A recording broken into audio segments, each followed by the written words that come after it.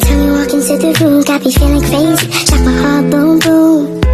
Any other boy would stare, but me I look away, cause you're making me scared. Trying not to breathe, 1, 2, 3. Assalamualaikum warahmatullahi wabarakatuh. Waalaikumsalam warahmatullahi wabarakatuh. Selamat siang anak-anak. Siang Bu. Puji syukur atas kehadiran Allah Subhanahu wa taala yang mana telah memberikan kita rahmat dan hidayahnya sehingga kita bisa berkumpul di dalam kelas ini. Selawat serta salam tidak lupa kita ucapkan kepada Nabi Muhammad SAW dengan ucapan Allahumma sholli ala sayyidina Muhammad wa ala ali sayyidina Muhammad. Baiklah, pada pembelajaran kita hari ini Ibu akan menyampaikan materi tentang sholat fardu. Untuk tujuan pembelajarannya yaitu siswa mampu memahami syarat wajib sholat fardu, syarat sah sholat fardu, dan 13 rukun dari sholat fardu. Baiklah, Ibu akan menjelaskan tentang pengertian sholat.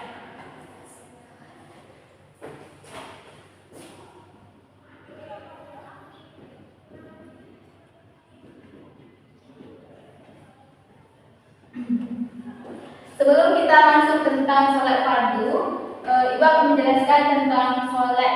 Sholat itu secara bahasa artinya doa, dan secara istilah adalah segala perilaku atau bentuk yang dilakukan dari mulai takbir sampai dengan salam. Sedangkan pengertian dari sholat fardu sendiri adalah ibadah yang wajib dilakukan oleh umat Islam. Jadi kita sebagai umat Islam wajib melaksanakan sholat fardu. Apakah anak-anak di sini setiap hari melakukan sholat fardu? Ya Bu. Baik. Jadi sholat fardu ini terdiri dari 5 waktu. Coba anak-anak sebutkan. Ya. Subuh 2 rakaat Bu. Selanjutnya Zuhur 4 rakaat Bu. Selanjutnya asar 4 rakaat. Maghrib 3 rakaat Bu. Isya 4 Bu. Baik, itu adalah waktu dari sholat fardu. Selanjutnya sholat fardu ini mempunyai 2 syarat. Yang pertama yaitu syarat wajib sholat, dan yang kedua syarat sah sholat. Syarat wajibnya itu yang pertama harus beragama Islam.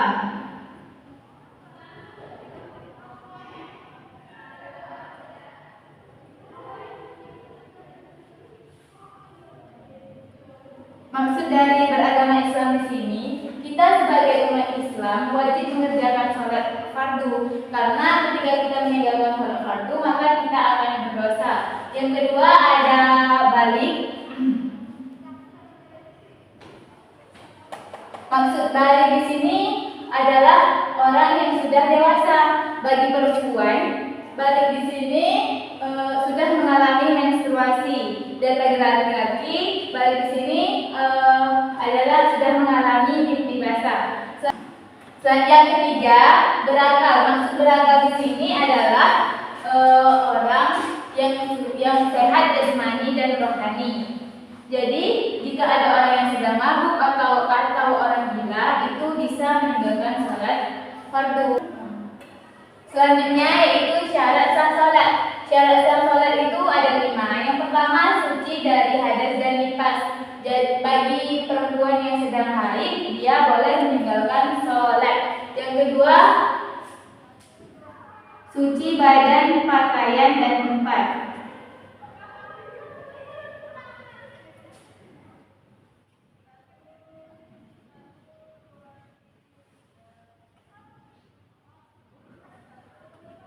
Maksud dari suci badan, pakaian, dan tempat di sini, ketika kita ingin melaksanakan sholat, kita harus melihat apakah badan kita sudah bersih, pakaian kita sudah bersih, dan tempat kita untuk sholat pun sudah bersih, terhindar dari najis. Yang ketiga yaitu menutup aurat.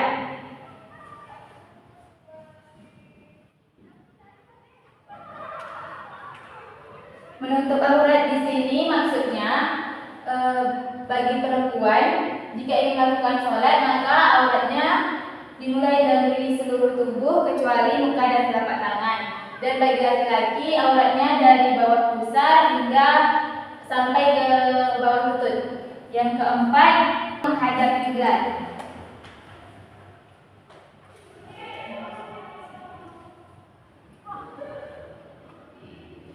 Maksud menghadap kiblat di sini, kita harus sholat itu menghadap kiblat. Kiblat kita kan Ka'bah, jadi kita harus menghadap ke kiblat. Yang kelima, syarat sah sholat itu sudah masuk waktu sholat. Maksudnya ketika sudah azan kita sudah boleh melaksanakan sholat. Jangan ketika belum azan kita melaksanakan sholat, itu sholatnya tidak sah. Selanjutnya yaitu 13 rukun sholat. Maksud 13 rukun sholat di sini adalah cara atau ketentuan yang dilakukan ketika melakukan sholat. Jadi ketika kita ingin melakukan sholat, kita harus melaksanakan sesuai dengan rukun sholat. Yang pertama yaitu niat. Niat di sini maksudnya adalah ketika kita ingin melaksanakan sholat, kita harus menyengajakan diri karena kita melakukan sholat itu niat karena Allah Subhanahu wa taala. Yang kedua yaitu berdiri bagi yang mampu.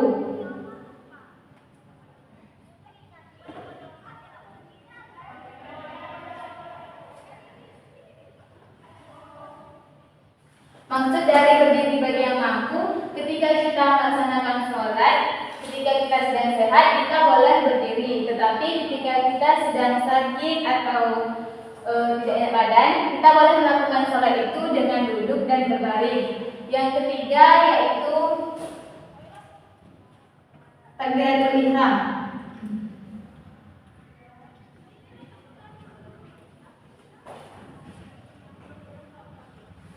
Yang keempat, membaca Al-Fatihah.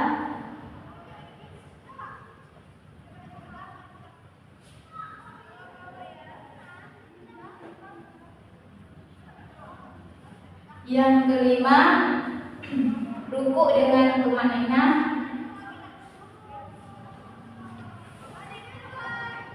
Yang keenam, iktidal.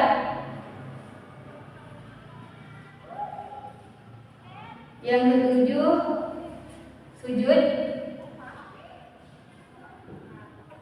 Yang kedelapan, duduk di antara dua sujud.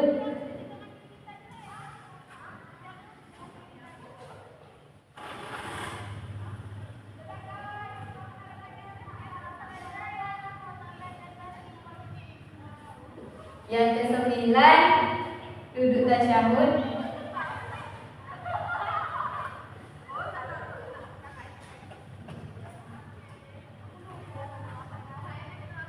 Yang ke-10, membaca tasyahud akhir.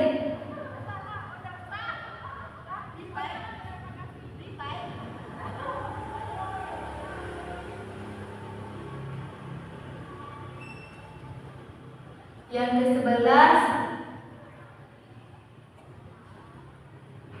membaca selawat atas Nabi.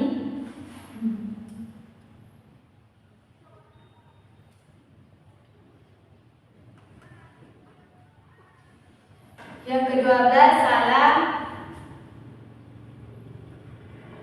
Dan yang ke-13, tertib.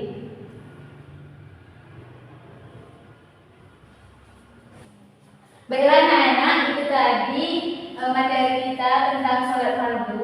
Bagi anak-anak, apakah ada yang ingin ditanyakan? Bu, Silakan.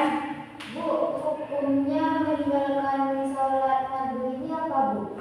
Baik, pertanyaan bagus. Baiklah, hukum meninggalkan sholat fardu itu haram karena kan dalam Islam sholat fardu itu wajib dikerjakan. Jadi ketika kita meninggalkannya, maka kita akan berdosa dan hukumnya haram. Baiklah, selain itu apakah ada lagi yang ingin ditanyakan? Saya, Bu. Silakan. Ibu, bagaimana hukumnya jika seseorang itu meninggalkan sholat tanpa sengaja seperti dia lupa gitu? Baiklah, bagus pertanyaannya tentang ketika kita meninggalkan sholat atau kita tidak sengaja meninggalkan sholat, maka kita wajib mengqadhonya. Contohnya, ketika kita meninggalkan sholat pada hari ini, kita boleh menggantinya pada besok. Contohnya, jika kita meninggalkan zuhur pada hari ini, kita bisa menggantinya dengan zuhur besok. Baiklah anak-anak, apakah sudah paham dengan jawaban yang diberikan? Paham, Bu.